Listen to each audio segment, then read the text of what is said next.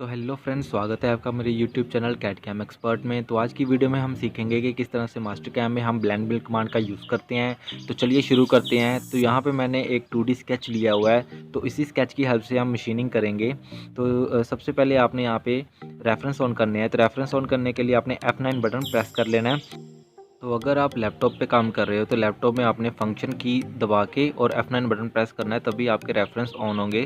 तो चलिए मैंने रेफरेंस ऑन कर लिए। यहाँ पे रेफरेंस ऑन करने के बाद आपने यहाँ पे मशीन टाइप में आ जाना है और मशीन टाइप पे क्लिक करते ही आपने यहाँ पे मिलिंग पे क्लिक करना हो। यहाँ पे डिफ़ॉल्ट पे क्लिक कर लेना है और आपकी जो मशीन है वो यहाँ पे ऐड हो जाएगी।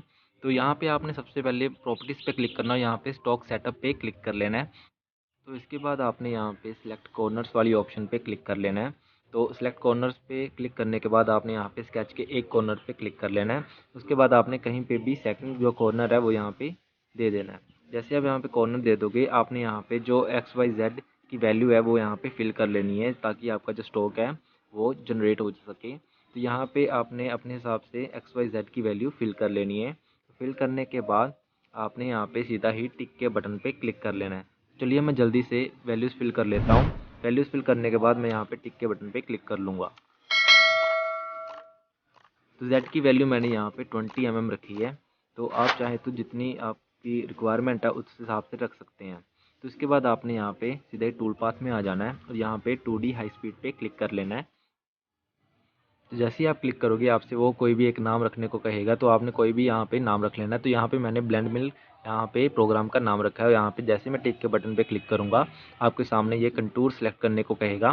तो आपने यहाँ पे चेन सिलेक्शन ना करके यहाँ पे सिंगल लाइन वाली सिलेक्शन कर लेनी है और यहाँ पे कंटूर 1 सेलेक्ट कर लेना है। तो कंटूर 1 मैं यहाँ पे ये वाली लाइन को दूंगा। तो इसके बाद आपसे कंटूर 2 सेलेक्ट करने को कहा जाएगा। तो आपने कंटूर 2 में ये वाली इसकी ऑपोजिट जो लाइन है वो सिलेक्ट कर लेनी है। सिलेक्ट करने के बाद आपने सीधा यहाँ पे टिक वाले बटन पे क्लिक कर देना है।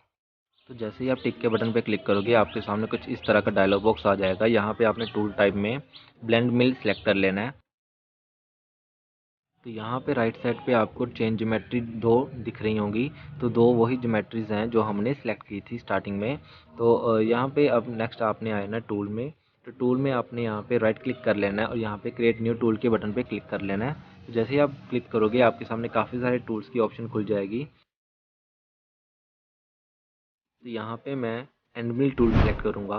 तो जैसे मैं एनिमल टूल पे क्लिक करूँगा आपके सामने कुछ इस तरह का डायलॉग बॉक्स आ जाएगा। यहाँ पे आपने टूल के पैरामीटर्स फिल करने होते हैं। तो चलिए मैं यहाँ पे इसका डायमीटर फिल कर लेता हूँ। तो यहाँ पे मैंने डायमीटर 2 mm रखा है। तो जैसे ही आपने फ्लूट लेंथ, शोल्डर और ओवरऑल लेंथ यहाँ पे फिल कर लेनी है। फिल करने के बाद जैसे ही आपने यहाँ पे टिक के बटन पे क्लिक किया है तो यहाँ पे आपका जो टूल है वो यहाँ पे ऐड हो जाएगा। तो इसके बाद आपने नेक्स्ट स्टेप में आ जाना है जो कि है होल्डर्स का। तो जैसे ही आप होल्डर्स पे क्लिक करोगे आपने यहाँ पे ओपन लाइब्रेरी पे क्लिक कर लेना है। तो यहाँ पे आपको काफ़ी सारे होल्डर्स की ऑप्शन मिल जाएगी। तो इनमें से आपने कोई भी एक होल्डर सेलेक्ट कर लेना है। सेलेक्ट करने के बाद आपने टिक के बटन पे क्लिक कर लेना है। तो आपका जो होल्डर है वो यहाँ पे ऐड हो जाएगा। इसके बाद आपने कट पैरामीटर्स वाले स्टेप में आ जाना है। तो यहाँ पे आपने कुछ भी छेड़ना नहीं होता। यहाँ पे आपको कटिंग मेथड में काफ़ी सारी ऑप्शन मिलेगी, जैसे कि जिगजैग, वन वे या स्पाइरल की ऑप्शन मिलेगी। तो मैं आपको जिगजैग ही रिकमेंड करूँगा। तो आप चाहें तो वैसे कुछ भी यहाँ पे सिलेक्ट कर सकते हैं। तो इसके बाद आपको यहाँ पे नीचे एक और ऑप्शन मिलेगी, stock to leave on floor. तो अगर आप बाद में इसके फ्लोर लेंथ में फिनिशिंग करना चाहते हैं तो आपको कुछ स्टॉक यहाँ पे छोड़ना पड़ेगा।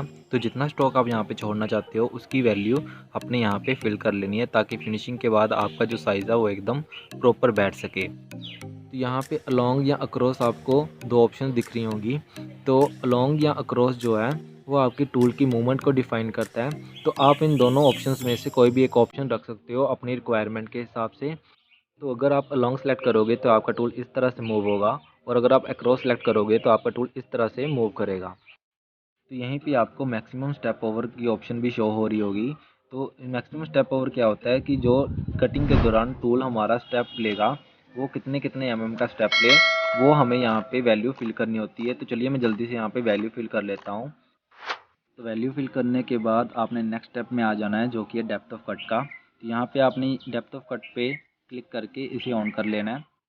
तो डेप्थ ऑफ कट के बारे में मैंने ऑलरेडी आपको काफ़ी सारी वीडियोस में बताया हुआ है कि डेप्थ ऑफ कट क्या होता है, कि कितने मेरा टूल कटिंग करने के बाद डेप्थ की तरफ मूव करे।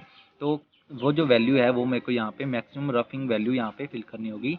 चलिए मैं यहाँ पे वैल्यू फिल कर लेता हूँ। तो मैंने यहाँ पे 1.5 mm का डेप्थ ऑफ कट रखा है। तो इसके बाद आपसे वो फिनिशिंग स्टेप के लिए भी डेप्थ ऑफ कट मांगेगा। तो फिनिशिंग स्टेप में जो आपने वैल्यू रखनी है वो रफिंग स्टेप से कम ही रखनी है। तो यहाँ पे मैंने 0.5 mm डेप्थ ऑफ कट रखा है फिनिशिंग के लिए। तो इसके बाद आपने नेक्स्ट स्टेप में आ जाना है, जो कि लीड इन और लीड आउट का। तो इसमें आप एंट्री और एग्जिट मोशन भी कंट्रोल कर सकते हो टूल का। तो इसकी ज़रूरत हमें तब पड़ती है जब हमारा टूल एंट्री या एग्जिट के टाइम पे अनवांटेड मटेरियल कट कर रहा हो। तो अभी के लिए यहाँ पे कुछ भी छेड़ने की मेरे को ज़रूरत नहीं है, तो अभी मैं इसे स्किप कर दूंगा। तो इसके बाद आपने नेक्स्ट स्टेप में आ जाना है, जो कि है ब्रेक थ्रू का। तो ब्रेक थ्रू की ज़रूरत हमें तब पड़ती है जब हमारा टूल वर्कपीस के आर पार हो रहा हो। तो अभी के लिए ये स्टेप भी यहाँ पे स्किप हो जाएगा। इसके बाद नेक्स्ट स्टेप जो है हमारा लिंकेज पैरामीटर्स का। तो लिंकेज पैरामीटर्स में हम ओवरऑल डेप्थ फिल करते हैं जो हमारी कटिंग होनी है। तो ओवरऑल जो डेप्थ यहाँ पे कट हो रही है उसकी वैल्यू है 5 mm। तो चलिए मैं जल्दी से यहाँ पे डेप्थ की वैल्यू फिल कर लेता हूँ। तो डेप्थ की वैल्यू मैंने यहाँ पे माइनस में फिल करनी है। तो यहाँ पे मैं -5 mm फिल करूँगा। तो -5 फिल करने के बाद मैंने यहाँ पे टिक के बटन पे क्लिक कर लिया है। तो जैसे मैं यहाँ पे टिक के बटन पे क्लिक करूँगा हमारा जो टूल पाथ है वो यहाँ पे जनरेट हो जाएगा। तो ये जो टूल पाथ जनरेट हुआ है अब हमने इसे चला के देख लेना है। तो चलाने के लिए यहाँ पे वेरीफाइड सिलेक्टेड ऑपरेशन वाले बटन पे आपने यहाँ पे क्लिक कर लेना है। तो जैसे ही आप यहाँ पे क्लिक करोगे आपके सामने कुछ इस तरह का डायलॉग बॉक्स आ जाएगा। यहाँ पे आपने प्ले की बटन पे क्लिक करके इसे रन करके देख लेना है। तो यहाँ पे जैसे मैं क्लिक करूँगा हमारा जो टूल है वो मूव होना शुरू हो जाएगा। तो ये देखिए हमारा जो टूल है वो कटिंग करना स्टार्ट कर दिया है। तो यहाँ पे आपको स्लो और फास्ट की ऑप्शन भी मिल रही होगी, जिससे कि आप अपने टूल की मूवमेंट को फास्ट या स्लो कर सकते हैं। तो ये देखिए हमारा जो पीस है वो कट हो गया है। तो यहाँ पे मैं टिक के बटन पे क्लिक करके कमांड से बाहर आ जाऊँगा। अब हमने इस कटिंग का प्रोग्राम जनरेट करना है। तो प्रोग्राम जनरेट करने के लिए आपने यहाँ पे G1 के बटन पे क्लिक कर लेना है, जो कि होता है पोस्ट सिलेक्टेड ऑपरेशंस का। तो यहाँ पे क्लिक करते ही आपके सामने कुछ इस तरह का डायलॉग बॉक्स आ जाएगा। तो यहाँ पे आपने सीधा ही टिक के बटन पे क्लिक कर लेना है और आपका जो प्रोग्राम है वो जनरेट होना शुरू हो जाएगा। तो ये देखिए आपने यहाँ पे डेस्कटॉप पे क्लिक करके अपना जो प्रोग्राम है वो डेस्कटॉप पे भी सेव कर सकते हैं। यहाँ पे कोई भी आपने फाइल का नाम रख लेना और यहाँ पे टिक के बटन पे क्लिक कर लेना है। जैसे आप टिक के बटन पे क्लिक करोगे आपका जो प्रोग्राम है वो सेव होना शुरू हो जाएगा। सेव होते ही आपके सामने ये प्रोग्राम खुल के सामने आ जाएगा। तो यहाँ पे आप अपने प्रोग्राम को एडिट भी कर सकते हो। तो यहाँ पे सॉफ्टवेयर ने ऑलमोस्ट 968 लाइन्स जो है जो वो जनरेट की हैं इस प्रोग्राम के लिए। तो यहाँ पे आप अपने प्रोग्राम को सिलेक्ट भी कर सकते हो। तो सिलेक्ट करने के लिए आपने कुछ इस तरह से प्रोग्राम को सिलेक्ट कर लेना है और यहाँ पे राइट क्लिक करके अपने प्रोग्राम को कॉपी कर लेना है। और कॉपी करने के बाद आप अपने प्रोग्राम को कहीं पे भी सेव कर सकते हो। तो ये रही हमारी आज की वीडियो जिसमें हमने ब्लेंड मिल कमांड को सीखा है। तो आपको ये वीडियो कैसी लगी मुझे नीचे कमेंट करके ज़रूर बताएं और वीडियो को लाइक और सब्सक्राइब करना ना भूलिएगा। धन्यवाद।